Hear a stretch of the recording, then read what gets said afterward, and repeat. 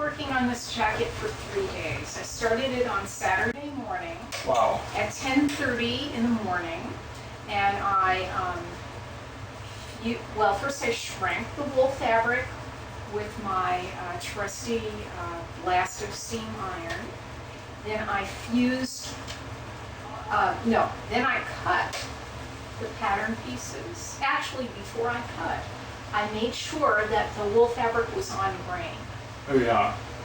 Because there's another water that I made in between this one and this one, made out of wool crepe that got off grain. Oof. What happened when it was off grain? Well, I can show it to you later, but it looked like the top layer was on grain, and I cut it double layer, and somehow the bottom layer got shifted. That happens so often. And you know what happened? In the back of the jacket, the seams kind of, that makes sense. Just like when you're like a doing barbershop a pair of jeans and you don't have it on grain, the leg will twist around with the seam moves. Yes.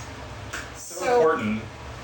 Fortunately, that wasn't an expensive fabric. It was $4 a yard from Hancock's. There you go. And clearance. But it's sad because it was wool, pure wool, and it's wasted.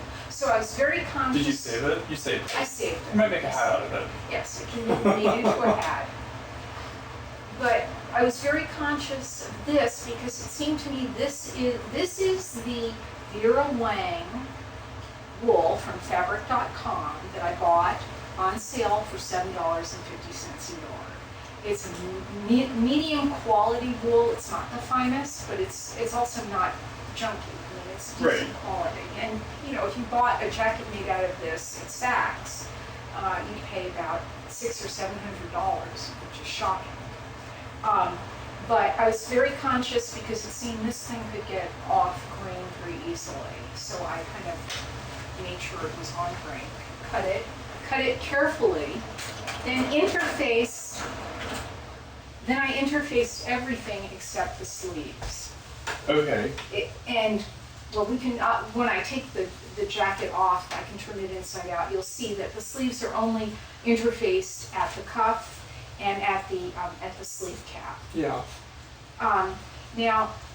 I was very careful when I sewed this thing together, very conscious, because I tend to race through projects. Oh yeah. Simple stuff.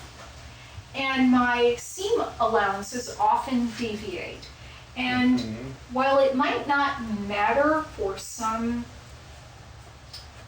projects, with a fitted tailored jacket. Oh yeah, a seam allowance off by 1/8 of an inch can throw it off. In key places, even a 1/16 of an inch will cause a weird bubble or just something that doesn't fit right, and you'll never be happy with the jacket. So I double checked every seam, and I undid, the parts of the seam that needed correction. And I think that's why, it looks better on me than it does on the mannequin, but that's why it fits better than most of the jackets I've made so far. Can we turn around and look at the back? Yeah, unfortunately I didn't tighten That's okay. the mannequin. Oh, I like that. Yeah. That is so classy looking. Well, thank you. A little detail like this isn't hard to do, but it's important to get it right. Yeah. I actually had to position and reposition this thing and make sure that it was the proper length about 10 times before I was satisfied. This is the same pattern that you've been working on, right? I have worked on this pattern. This is a Franken pattern. Oh, this is one where you put multiple patterns together. It is. It's the base pattern is Christine Johnson's double collar princess jacket. But if you looked at that pattern, you wouldn't believe this is the same jacket. So what did you add or change from the original pattern? That jacket had what's known as I believe it's called a forward shoulder, a seam here. Okay. So this part of the jacket is very short, and then the back is... Does the back curve all the way around? It curves all the way around. How come you don't like that particular... I was aiming for, I'm hoping to enter this in Pattern Review's tailored line jacket contest. Okay. I was hoping to create the classic jacket of my dreams, which is an updated traditional fitted blazer that fits me better than any jacket I've ever worn. That was my goal.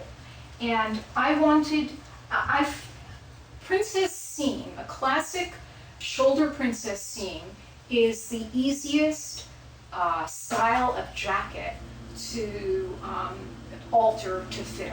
Yeah. It bypasses, unlike an armhole princess, it bypasses the sleeve completely. You don't have to worry about changing the armhole because it goes, it bypasses That makes your sense. sleeve. And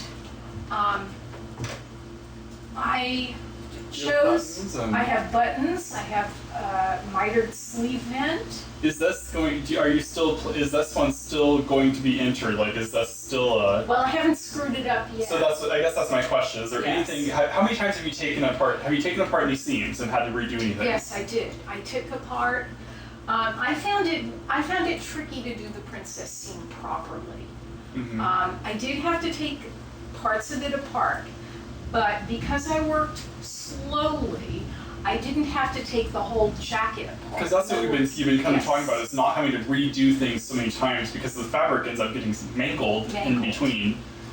So I slowed down, and I actually had a little list of commandments, the 10 commandments, Nice. which was Reminders. and I posted. Well, I don't. Yeah, actually, I can show them to you.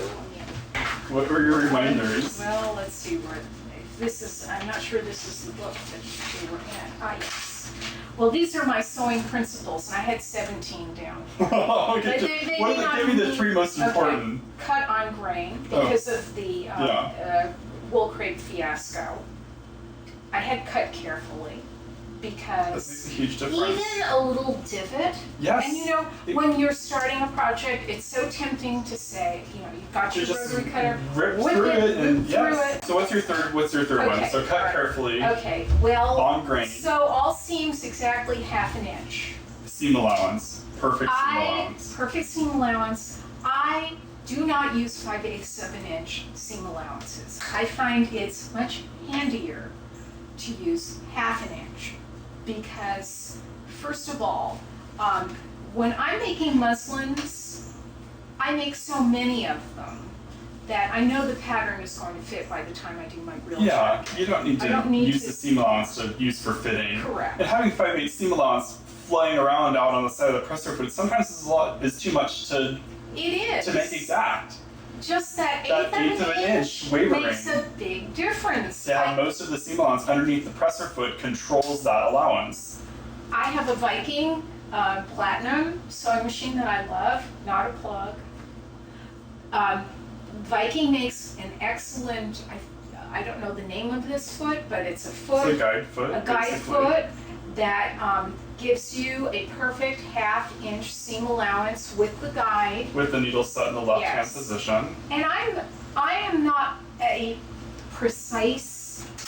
I want precise results, but I'm a little careless. It's not necessarily about using the zigzag foot and being, so professional that you can do anything with the zigzag foot. It's sometimes about using the guide foot and being perfect with the foot you're using. Absolutely. And why not?